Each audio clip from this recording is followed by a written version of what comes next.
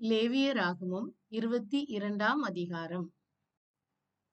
ஆரோனும் அவன் குமாரரும் எதை குறித்து எச்சரிக்கையாய் இருக்க வேண்டும்? இஸ்ரவேல் புத்திரர் கர்த்தருக்கென்று நியமித்து செலுத்துகிற பரிசுத்த வஸ்துக்களை குறித்து. தீட்டுப்பட்டவன் எப்போது சுத்தமாயிருப்பான்? சூரியன் அஸ்தமித்த பின்பு சுத்தமாயிருப்பான். ஆசாரியனால் பணத்துக்கு கொல்லப்பட்டவன் அவனுடைய ஆகாரத்தில் புசிக்கலாம். சரியா தவறா? சரி. ஒருவன் அறியாமல் பரிசுத்தமானதில் புசித்ததுண்டானால் எத்தனை பங்கு அதிகமாய் கூட்டிக் கொடுக்க கடவன்? 1/5 பங்கு. டேஷ் ஒன்றையும் செலுத்த வேண்டாம். பழுதுள்ள.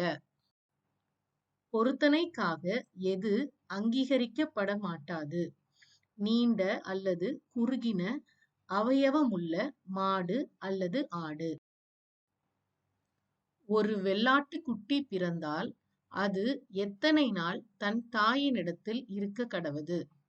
7 நாள். கர்த்தருக்கு எதை மனப்பூர்வமாய் செலுத்த வேண்டும்? ஸ்தோத்திர பலி. பசுவையும் அதன் கன்றையும் ஒரே நாளில் கொல்ல வேண்டாம். சரியா தவறா? சரி.